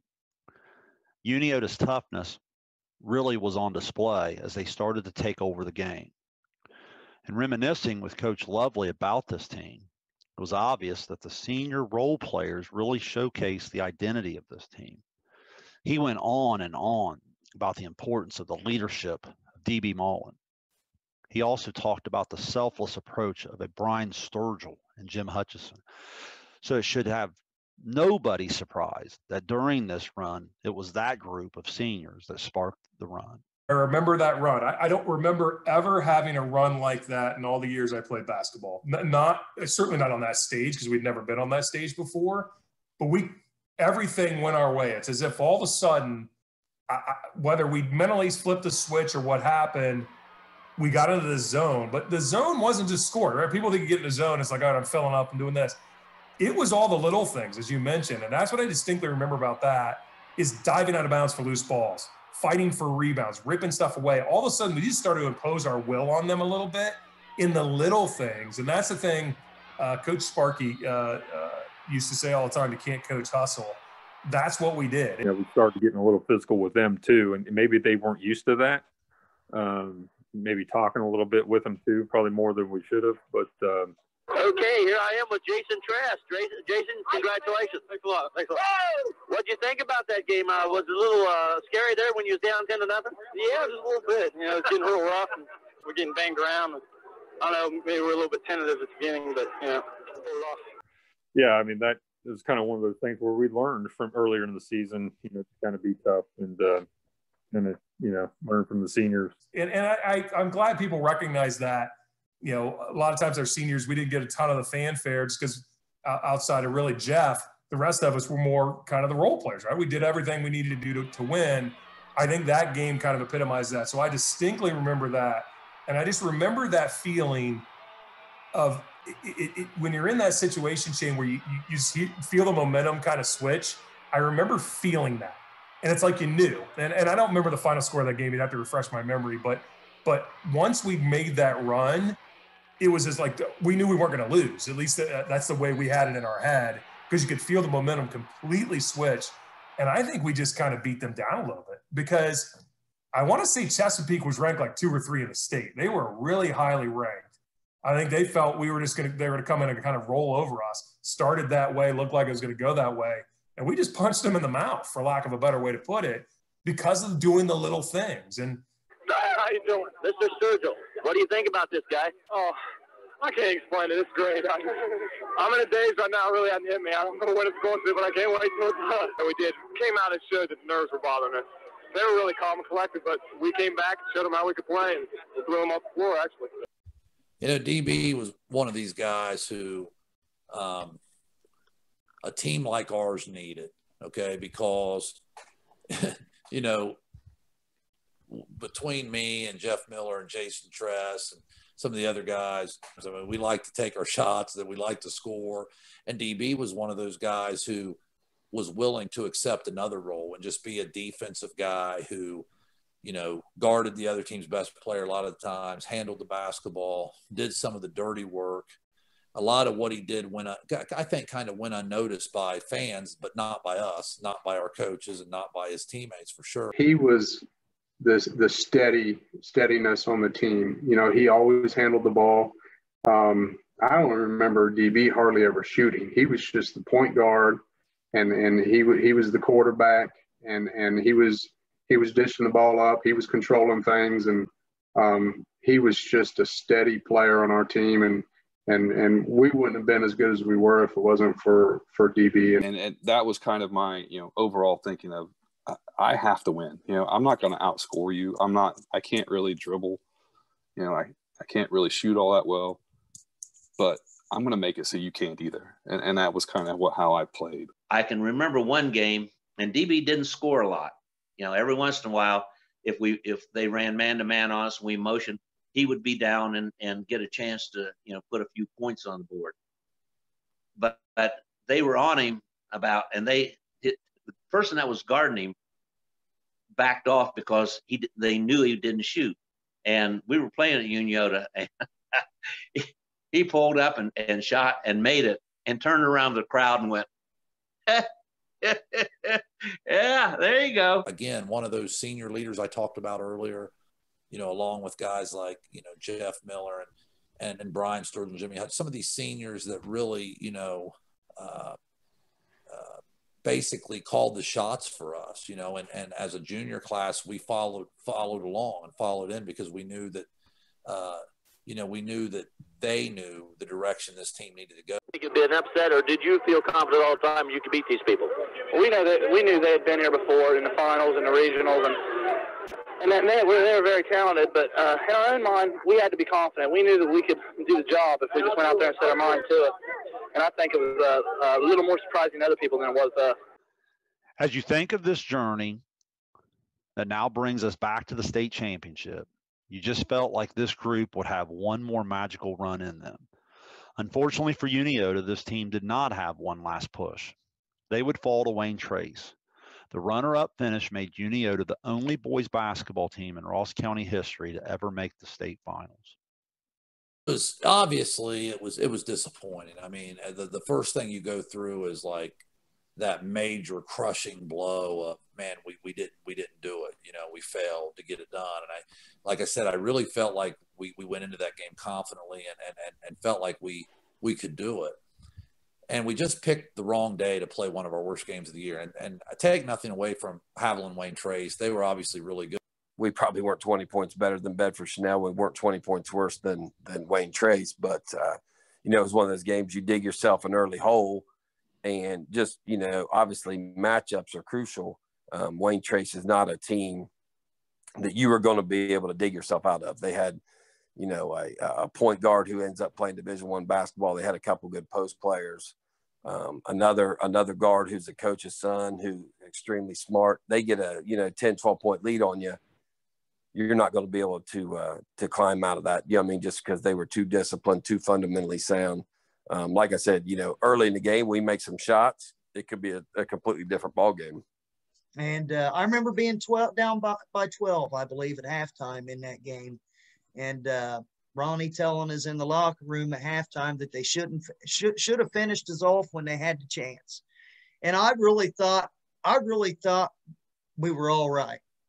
But it ended up being, I think, the worst game that we played all year. They weren't a team that we felt like we were outmatched against. But the way we played that day, coupled with the way they played, just ended up making it that way. I mean, we picked a terrible day to play terrible. Yeah, so I'll start maybe right after the game. I probably the thing I remember most about that game is coming into the locker room, and we were all crying, obviously. It is just overcome with emotion. And I remember sitting just on the floor, not even on a bench. And Coach Lovely came in and he was tearing up too. And he gave a speech. And I don't remember it verbatim, Shane. I wish I did. But in essence, it was basically, obviously how proud he was, et cetera, but how we were men, that this was what men do. And that this is something in life that will, yes, it hurts. Yes, it does this, but that you'll remember this forever. Remember your team. I mean, Coach never quit coaching. You know, I can remember being on the way to the press conference and he said, hey, make sure you're classy in here. You say the right thing. You know, don't make excuses. Don't blame anything else. You know, we don't do that. That's not what we're all about. And again, teaching some valuable life lessons in that moment. You know, now when you go back and look at it, obviously you appreciate everything.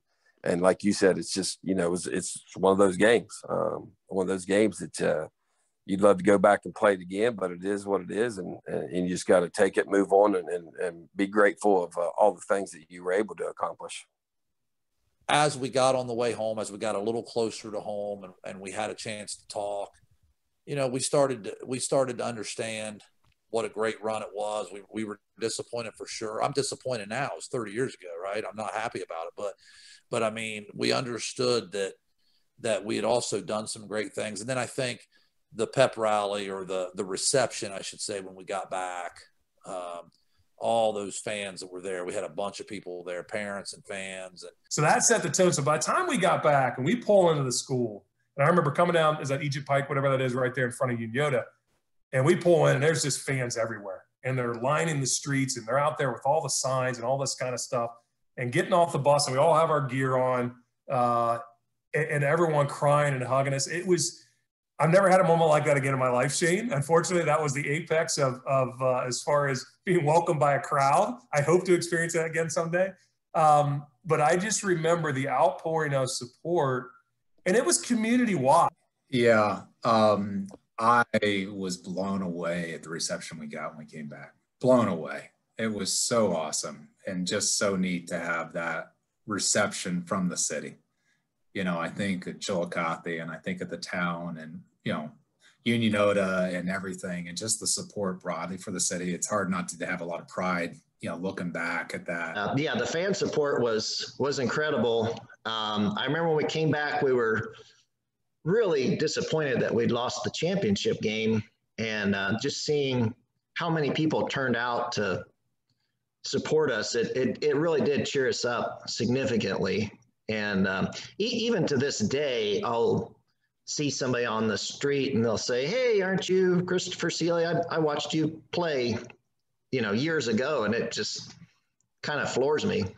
I don't think we realized how much of an impact we had on the rest of the student body, and just the community in general. Coming home, it was, we were lost in the moment, but then when we came home and we realized how much everybody just enjoyed being there. When you're an athlete and you're playing and you're in the middle of the fire, I don't think you think about it as much, but we definitely got the feeling that people thoroughly enjoyed what we did. It was depressing because we didn't play well, and I understood when you're dealing with 16, 17, and 18-year-old kids, things like that happen. I felt badly for them, but I knew they were a strong group emotionally, and mentally, and they would handle the loss and learn from it. Our success came from several things, but they were so mentally tough. And I think there would be a lot of people say, well, we weren't the second best team in the state that year, but you would never convince those guys that. It was their motivation and their togetherness that made them do what they did. We beat teams that we shouldn't have beaten simply because we wanted it more than they did. And it was simple as that. Yeah, it's good memories. I have good memories of all those years, and not just the 91 team, but it was indeed a special group. Not just the end. It wasn't just the end of it. It was the ride. The community was great the whole time. We're making the run. I remember, people took us to places to eat. I remember doing that. I remember just everybody saying, hey, let's go. You saw the shirts everywhere. Having the fire trucks and the police meet us at the county line, taking us. Just the gym was full of people when we got home. It was amazing. It really was amazing. Kids asking us to autograph their T-shirts. It's like, what?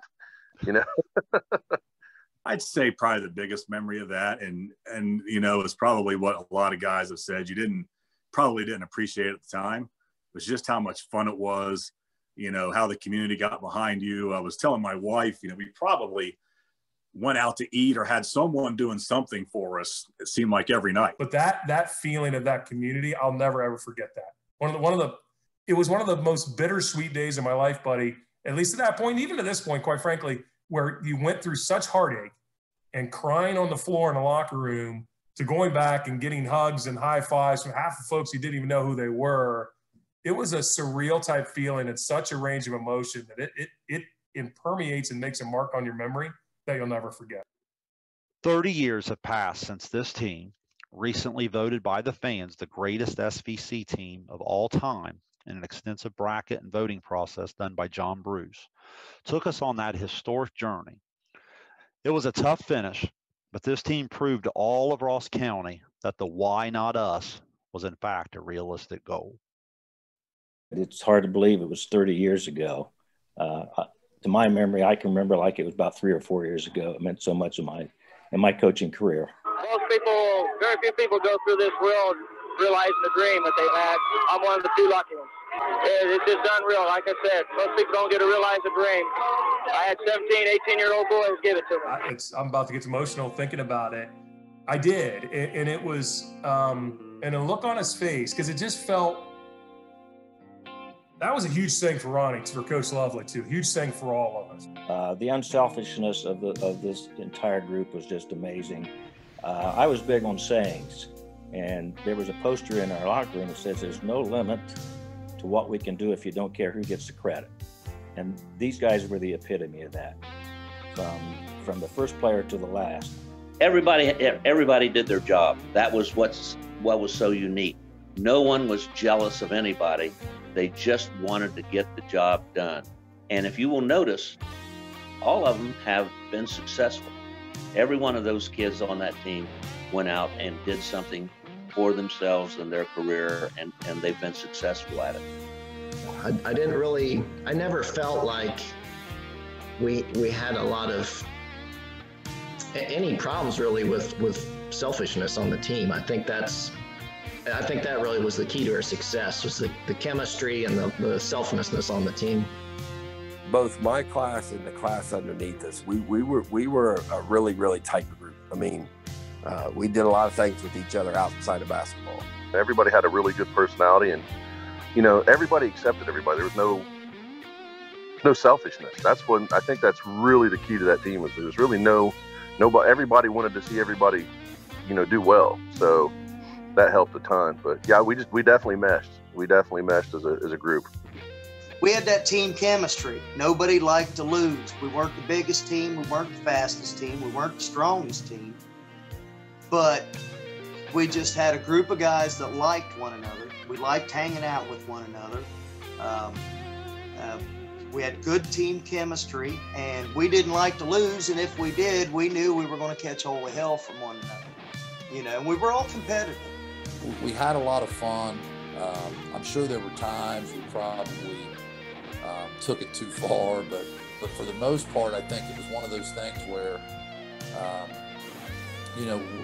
we loved what we were doing. We loved each other, and it was just fun to be around each other. And we were high school kids, and so you do some of those things. You goof off a little bit. But I think the one thing about this team, Shane, was when like I said, when we were between the lines, every practice, every game, it was highly, highly competitive. Pretty amazing, because you look at it back in hindsight now and you're like, at the time, at least for me, I'm like, well, this is just what was supposed to happen, because Greasy said, why not us, right? So why not us?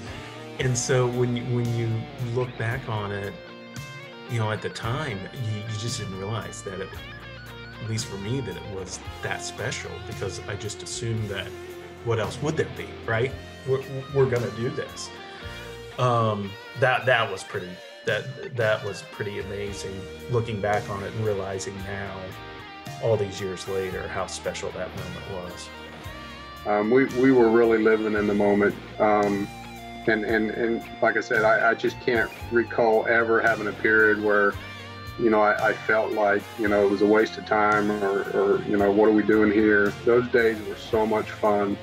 And we were living in the moment. I remember a lot of cutting up, a lot of goofing around. But when it was game time, we all put our game face on and went to work. I guess just the closeness of, and it's not like with our group, I would say, no two people were really alike. You probably had a couple guys that were very similar, but we had a lot of different personalities on the team too, but we all got along. I mean, up and down with that team, to this day, I still have no ill will towards any of them. I mean, you talk about a really close-knit group of guys. You just have a sense of appreciation for the opportunity that you had to have that experience, not just at the state tournament, but with a group of people. To see something like that happen, where just a group of people start to believe in something and work toward it and sacrifice for something bigger than themselves, and to see it come to fruition, albeit not as rosy as you would like for it to have been, to see it effectively come to fruition is a pretty special thing to experience in life. We just really genuinely liked each other. Like, it was an interesting group. Like, we enjoyed the time together. We laughed together. That cockiness that came through was just genuine camaraderie between all of us. Like, I loved that time. When we would have team meetings, it was just a chat, because, it goes back to why not us? That was genuine. Like, we would get together and start talking. And, the thing I liked about it too is we held each other accountable. In hindsight, I didn't recognize that then as much as I do now. Like, it was real pure, like, we're here to win, guys. Like, if you're not serious about it, there's the door. And that accountability coming from within, you just can't replace. This was a team. It absolutely epitomized what a team is all about. Every person on that team knew what their role was and did their role to the highest level. And I think we should be proud of, obviously, what we accomplished, but also proud of the relationships we built, the things we did, how we handled ourselves, those kind of things. I look back to this day, and it was so fun. I mean, and I'm sure many do that, but it's still like one of the best memories of my life was working with this group and this team and just the bond we had. You know, I think the lessons I learned from that I've applied throughout life, and I think that's something you can't replace it. So it was awesome. And I absolutely loved it. I wouldn't trade any of those days for anything, and it really helped kind of sculpt me to what I am today, and doing what I am today. And those were definitely good times. It was a special group of guys, and I don't know if I ever worked with a group of guys like that ever again in my career. So, you know, nobody was related on that team, but we definitely all felt like brothers for sure. So I know that term gets used a lot these days, but you know, you hear about the brotherhood, but you know, like the high state football team, stuff like that. If there definitely was one back in the day, it was our group with each other. So definitely fun group to be around. Yeah, we didn't have any dissension. We didn't have any, you know, like I said, we were a family. I really, really think that it was you know, and I'm sure like a lot of people, I don't always get along with my parents or my brothers and sisters, but when push comes to shove, if I'm in trouble, I'm calling them, right? I'm calling my family, and that's how I think of these guys are today. If I needed something, they'd be there. Loose ball picked up by Thacker. 2 seconds, 1. That's it. The Unioto Shermans are on their way to the state tournament. The Shermans win at 67-59 over Chesapeake for the boys Division III regional championship.